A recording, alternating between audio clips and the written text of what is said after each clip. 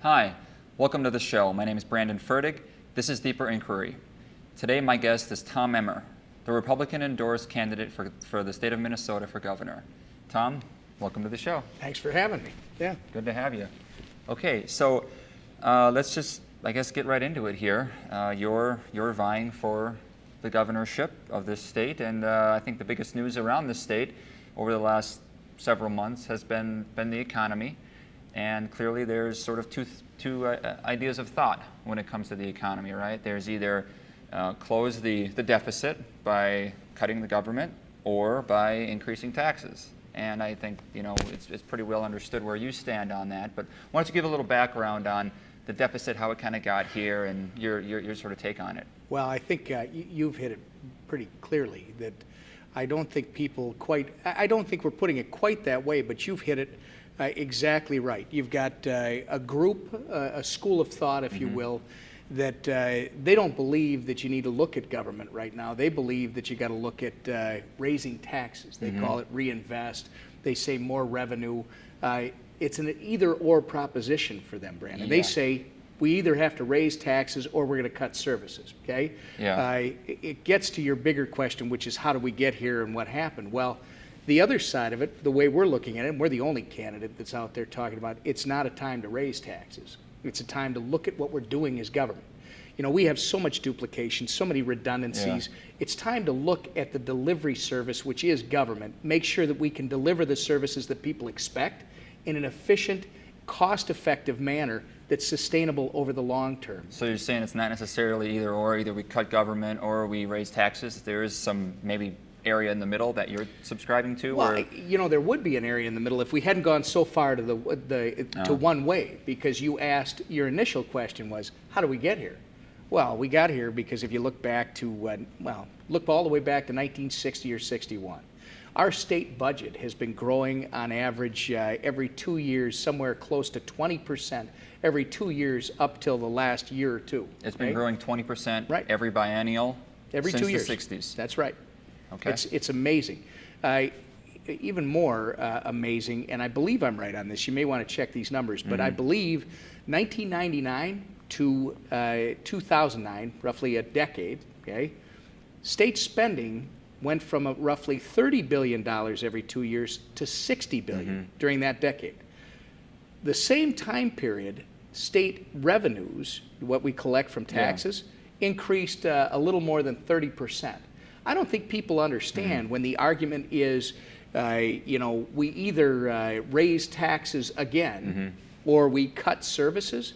I don't think people understand in the general public that it's not a matter of not having enough revenue. And you've heard me do this for months, where I talk to people out on the street about the differences between Minnesota and Colorado, for instance, where Minnesota spends $60 billion every 2 years. Colorado is roughly the same geographic size and population as Minnesota.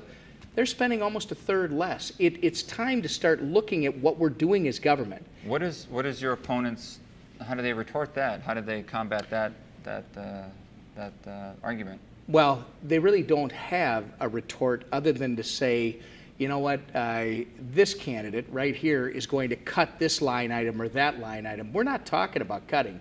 Yes, you are going to have to prioritize. You're going to have to make sure that the ample resources we have are getting directed towards the things that should be funded, all right? So government will be smaller, but it's redesigning and taking out all the redundancies. And we're going around asking questions, Brandon. Their response, those people on the other side, everyone else that would run for this office or is, they don't want to touch government. They believe government is fine, apparently, because they're not talking about reforming the government structure at all. No, they're just talking about feeding it more tax money at a time, by the way, when most people are worried about their job. What does Minnesota want? Does Minnesota want taxes raised so that they can, have more money for these services, which they're worried about having cut, or do they want to, I don't know, bite the bullet and have some things cut? I think most people on Main Street, and I've been or are doing you this, saying we don't need things cut? Well, we can no, just make it more efficient. I'm saying you don't use the word cut. Yeah. Okay? Because cut suggests that you're going to lose something that you should have. Yeah. No, you got to redesign it. We'll be able to do it for less, with less, if we're more efficient with what we're supposed to do. And yeah, there are going to be some choices that need to be made. Is this a function that government should really be providing? I mean, I look at the Bureau of Mediation Services, a very small sliver of government, but it's the idea. Why do we employ attorneys to negotiate employment agreements when we've got all the attorneys out in private practice that could do that just fine? We shouldn't have government competing with the private sector. Is that really something government should be providing? I would say no, it's not. So what is our deficit? it's going to be it's projected to be $5 to $7 billion starting in January of 2011. And what sort of percentage of our revenue is that? Well, if you, again, we spend $60 billion every 2 years, so Okay. you're talking about $30 billion each year. Yeah. The $5 to $7 billion is or is it each year? no, it's overall. That's it's over the 2 2 years. years? But Brandon, let's remind people that back in the spring of 2008, when we reached the so-called budget deal, we didn't do any long-term structural reforms to government. We walked out in May of 2008 with a balanced budget, but already knowing, because we didn't have structural reform, that we would be facing an estimated $2 billion deficit in January of 2009. What did we come back to? It was $6.4 billion.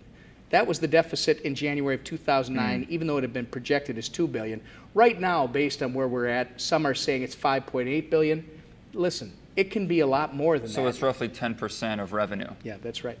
And so, I think that's right. you know, by you and your campaign's estimate and people you've spoken with about this, does it seem like we can reduce government spending by 10% with the streamlining sort of approach as what you're proposing? Well, I think you got to be open to whatever you're able to do in streamlining it. That's why I haven't been willing to settle on one number. I think you got to go in and look at everything in government. And this is a message we're talking about, by the way.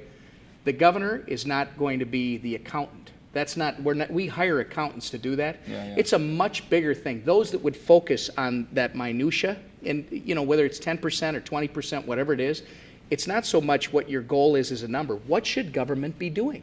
Redesign it to meet those needs. And then you know what the bigger issue is that we all got to be talking about? What's that? It's the economy. I mean, everybody wants to talk about, this budget problem. That's great. We have a budget problem, and we've got to solve it for the long term. But the only way you're ever going to solve the bigger issues is if you get Minnesota working again, if you get investment and opportunity growing in Minnesota again. Right now, the only growth sector in our economy, or the growth sector in our economy, is government. That's not the way it's supposed to be. And I'll give you an example that I've been using today a little bit. If you're lucky enough in this economy to have a $45,000 a year job, you are an economic horse unto yourself. You buy things at the local market. You're creating economy because you're earning that $45,000 and you need to spend it to live, okay?